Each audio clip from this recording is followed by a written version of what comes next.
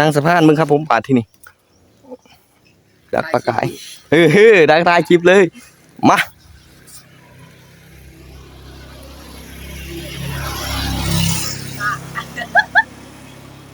ไป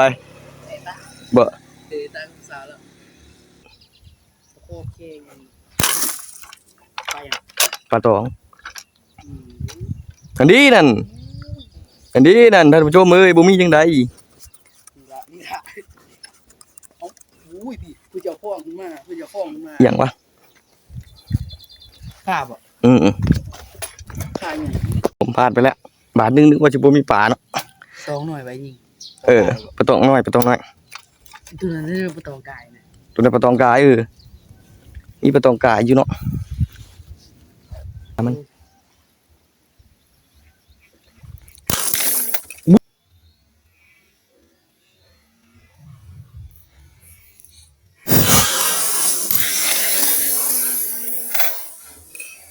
อุ้ยกายใหญ่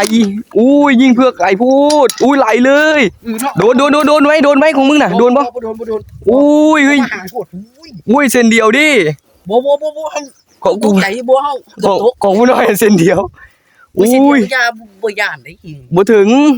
งเส้นเดียวนะถึงก็เฮาน่ะของผู้น้อยพี่บ่ถึงของกูถึงน่ะปีนแล้วนั่นน่ะไม่อู้กายใหญ่